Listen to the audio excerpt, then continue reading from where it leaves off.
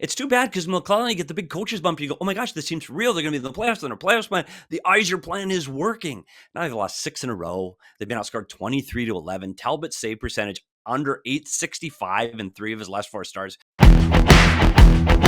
Petey, we brought you on to discuss the Eastern Conference wildcard race because last year it was a bunch of asshole teams that were dicking around, playing with their food until eventually one of them could have the prize of being food. It was the Washington Capitals who went in and got smoked by the New York Rangers. But right now, Petey, we have 4 teams within 2 points fighting for the 4th wildcard spot. You've also got the New Jersey Devils just barely hanging on to the 3rd Metropolitan spot. This is a very, very close race. And Sean put together an incredible full screen where you could see the remaining strength of schedule for all these teams, their upcoming opponents. And it is very, very interesting to me because we just talked, PD, about the Bruins being back in the mix. The Blue Jackets just lost to the Devils and have them coming up again. But this is all very, very close. What do you make, zoomed out, of this wild card race?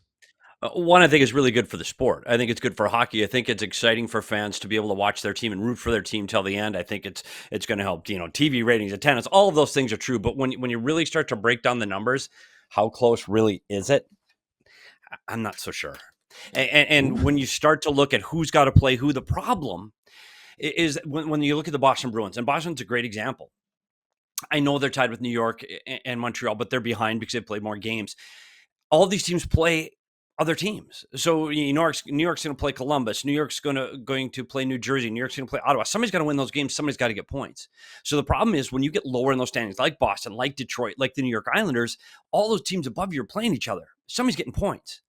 So right now, some of the things I look at, I look at goal differential, and I know people go, oh, bullshit, goal differential. You know how many teams have made it into the playoffs since 2015 with a negative goal differential? 6. That's 128 teams. 6 made it with a negative goal differential. It's a real thing. It matters. Boston's a minus 27. So that matters. And the average points to get in are 94.5. I know some years it's more, some years it's less. Boston's going to go 13-3.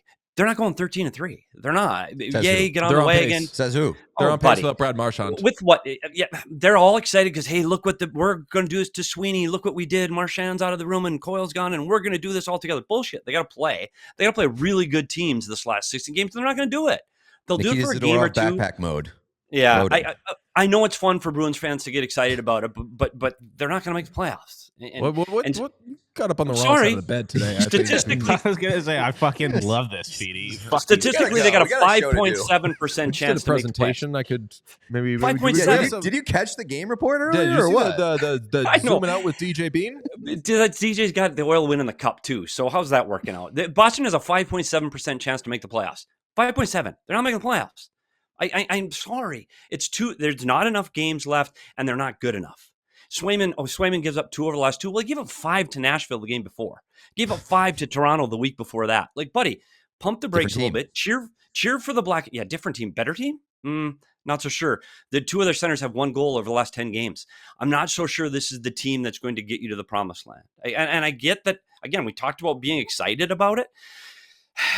McAvoy's out. Middlestead, 2 goals in 18 games, both with a different team. Zaka, 1 goal in 12. Lindholm, 0 and 8. They don't have the secondary scoring that can get them there. That top line has been great.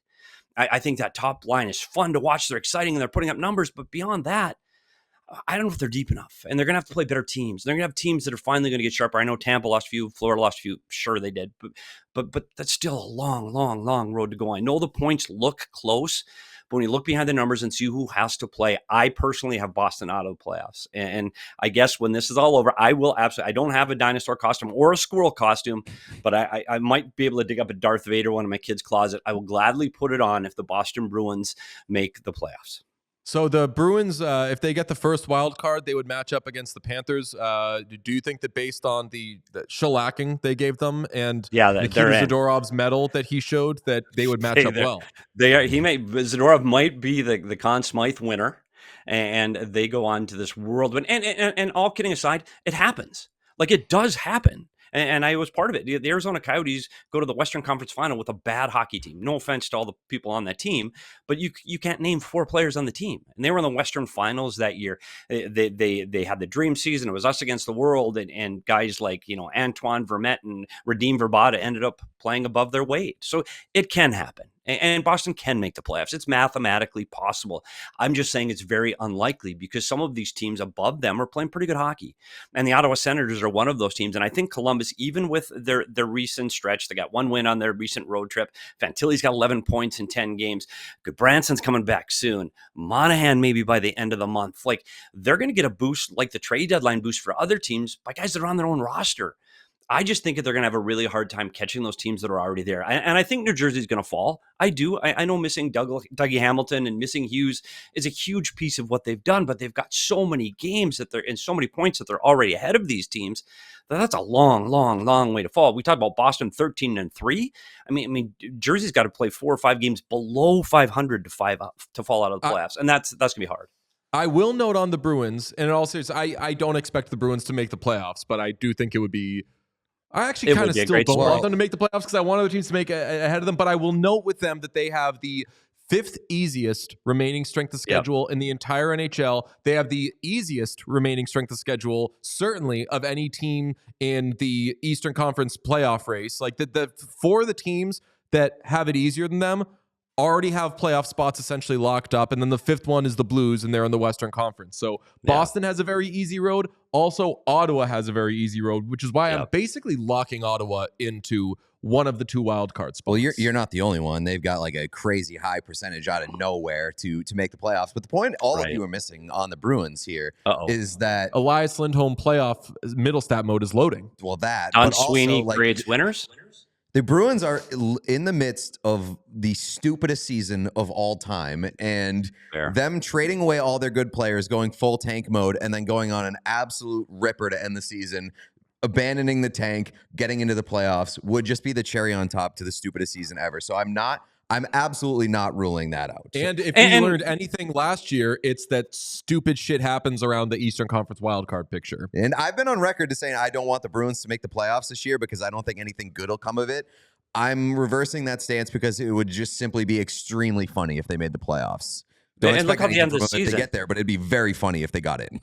Pete, you got to look at how they end the season, too, in Boston. You're playing the New Jersey Devils twice in the last 4 games. You got Buffalo in the 5th to last game. In New Jersey, by then, I'm concerned for the New Jersey Devils. I still believe they're a playoff team because they built that buffer, but I don't know how good they're going to be down the stretch. So you play them twice, and you play Pittsburgh, who stinks, and Chicago, who stinks. So, you're looking at 4 wins to end the season, maybe 4 out of the 5 to end the year, beat 1, split with Jersey, beat Buffalo, Pittsburgh, and Chicago. Maybe. That last week, and all hockey wants, all the NHL wants, all Gary Bettman wants is to have these races close till the very last day of the season. That's all everybody wants. Get it till April 17th. To your point, if Boston gets in, it's a tough road because I do think the Florida Panthers right now are going to struggle. I really believe that. The Ekblad thing, stupid. And you look at Marchand not being able to play, Matthew Tkachuk being hurt. It's going to be hard. And for them to repeat, and all of a sudden, I said this yesterday, Vegas Golden Knights last year, they got Hurdle, they got Stone, they got Hanifin. What a great team. Well, they didn't play together till the first game of the playoffs. Well, it didn't work out so good. So I'm worried about the Florida Panthers doing the same thing, trying to say, hang on. In game 1 of the playoffs, we're going to put all these guys together and everything's just going to work magically. Because it might not. And they're going to be without Aaron Ekblad for the first 2 games of that series. So they could be maybe a little behind the 8, but I would say that would be my what's your bold prediction for something crazy that could happen would be that maybe this Panthers team experiences a little bit of 2022-23 Bruins in the first round, where maybe they get out of the first round, but the first round ends up looking harder for them than we would expect. It would theoretically be against either the Senators or the Blue Jackets, and I want to ask about the Blue Jackets right now because Dom Luszczyszyn, his model, has them at a 50% chance of making the playoffs. How do you feel about the Blue Jackets? Do you see them as being that other wild card team, assuming that the Senators get the first one? I like their schedule right now. They got 11 home games to finish it off. They play Ottawa 3 times, and that's going to be a huge for them to play that team 3 times. Playing those teams above you that you're in the race with are very important games. If they can win 2 of those 3 games, they might even slip into the first wild card. The problem, though, is the end with a back-to-back against Washington. Now, where is Washington with 4 games to go? I'm not sure. Washington might be in. It might be a little rest. Ovechkin's made the Gretzky chase, and they might be not in that full playoff push. And then they finish with Philly and New York. So I think they can finish strong. But I said their big boost is going to come when Monahan and Goodbranson come back. I think they're going to get a big boost. This is a team that's playing on emotion. This is a team that's tight. This is a team that their young players are playing great. Their top line is outstanding and young and fast and getting the puck to the net.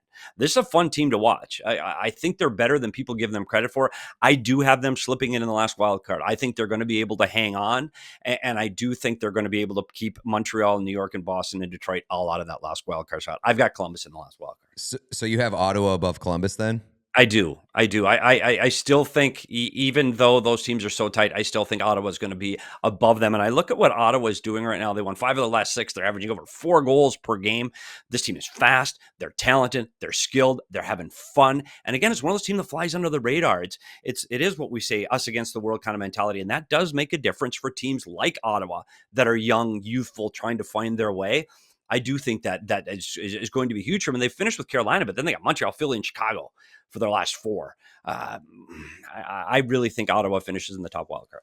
Do you think that any of those teams in the wild card race have any chance of making any noise? Because they all have fatal flaws. I mean, we talk about Ottawa as being the true standout right now in this wild card race. Even they are one of the worst offensive teams in the league at 5-on-5, and really over the past couple of months, they've been bailed out by goaltending. So, do you see any of them having a real shot at making some noise? Yeah, you got to be careful with that, because I think there are issues in both of the conferences. Washington has been in the top of their division for the entire race. And they haven't had to play a big, meaningful, important game for a very long time. Can you sneak up on them? I'm not so sure. Their goaltending has been solid. They've had secondary scoring up and down their lineup. This is a team that's deep and can score. I think the Washington Capitals are a good team. Now, how well can they defend against speed? I think that might be the only thing that maybe Columbus or Ottawa catches magic, and somebody goes off. Fantilli has an unbelievable playoffs. Marchenko, somebody, but it's doubtful. And in the Atlantic, I think the biggest thing to watch for is Atlantic. Who wins the Atlantic? I know Florida's got the 2-point lead right now over Toronto, but that's going to shrink. I still think they're going to have some issues there over the next few weeks. And Florida doesn't want to play Tampa to start. Tampa struggled a little bit over the last 3 days, but prior to that, they had the big winning streak. Tampa's for real. I really like Tampa. I don't want to play them in the first round if you're Florida. So if one of those teams gets knocked out, who knows? Who knows can surprise you. There might be one of those Cinderella stories this year. Unfortunately, it won't be the Devils this year, because I don't think their injuries are enough that they can overcome those. So yeah, Ottawa or Columbus could be that little magic fairy tale story that gets on to the second round. I don't think they're championship teams, but I do think they could cause a little noise in that first round. I agree that Tampa is so legit. Watching them last night, and I know that they lost to the Hurricanes, but there was a sequence where Carolina had 2 odd man rushes, one of which was a breakaway, and Vasilevsky was just incredible on both of them. He ended up letting up a horrible goal 2 seconds later, but still, he looks good. They're so much better than I expected. Where do the Devils factor into this? Because when we talk about the Blue Jackets and we talk about teams in the Metro, are we too quickly ruling out the possibility of them being caught, especially without Jack Hughes? Yeah, I think this is a team that's in trouble. I think they're still trying to play that fast speed game with Hischier, and even Haula drives the net. Jesper Bratt, all that small ski. Timo Meier gets to the blue paint really well. But Hughes is what makes this team go. And without him, it's not the same team. And you look at the back end, Dougie Hamilton, missing him on the back end, you're missing your top offensive defenseman and your top offensive forward on a team that thrives on playing fast. They're in trouble. Now, can they slide that far? It's 6 points. It's possible that they can slide that far. This is a team, when they make the playoffs, I don't think they're going to make any noise this year. It's always been their goaltending has been a problem. Their goaltending's been okay.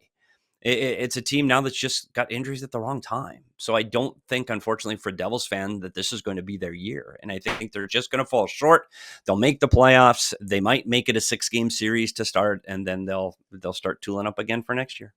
A team that we have not mentioned, and one that has a relatively manageable remaining schedule, but I think that we all agree that maybe not this year, but next year, is the Canadiens. Do you see any scenario in which the Canadiens, who are really right there, they got a 531 points percentage, they got to catch a 547 points percentage Blue Jackets team ahead of them, could they be with some, I mean, their upcoming schedule is pretty tough because they got Florida, they got the Senators, they got the Islanders, they got the Avalanche in there. But do we give the Canadiens a puncher's chance?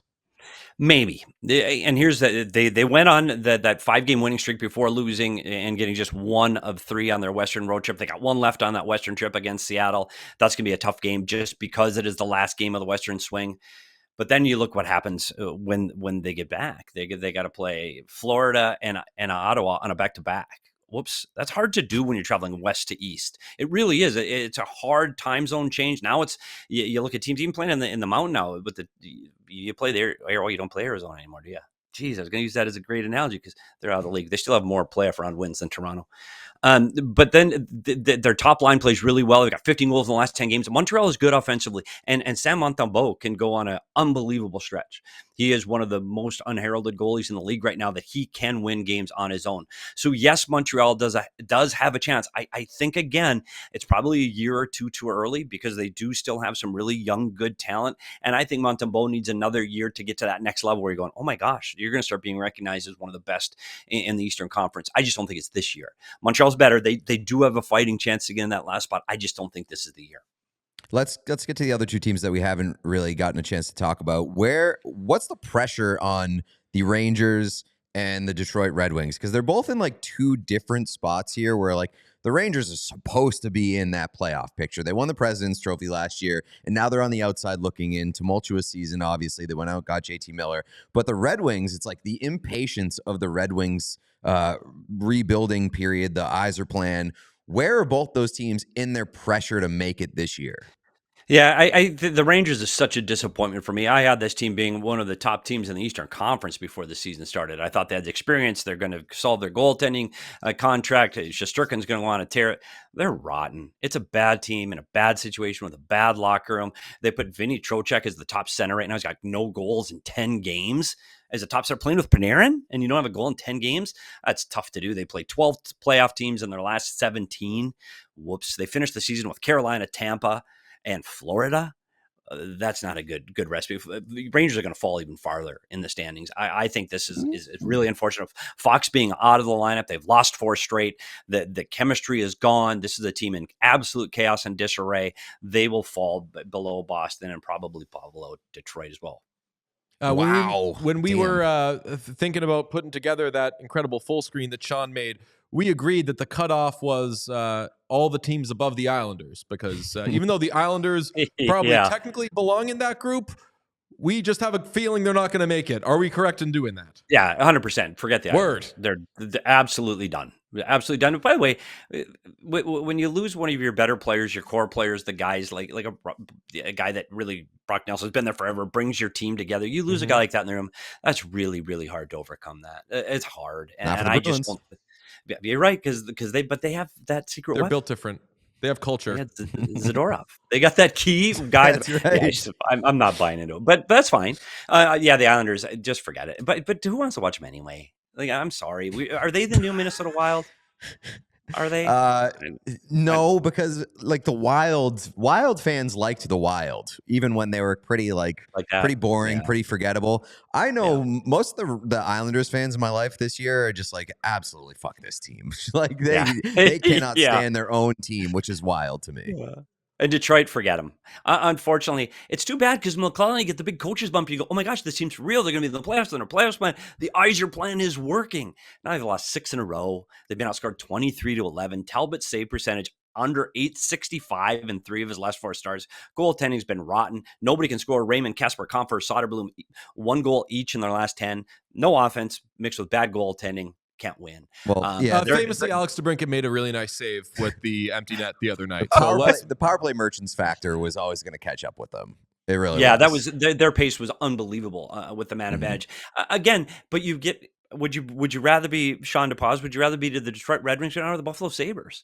And you saw the teams that we've talked about for year after year after year is Detroit, Buffalo, and Ottawa finally making a push to the playoffs. Well, Detroit and Ottawa are. And where the hell's Buffalo? And now they dismantle again? Sabres just beat the reigning Stanley Cup champions now that the Panthers have been punished for cheating. The Sabres just beat the Oilers. I know, and with Tage Thompson, how was he in the Four Nations? Tage Thompson, was he good for the Americans in that last game? I got hot chocolate with him during Four Nations. He was he broke the. How is he not on that team? He's got to be on the Olympics, right?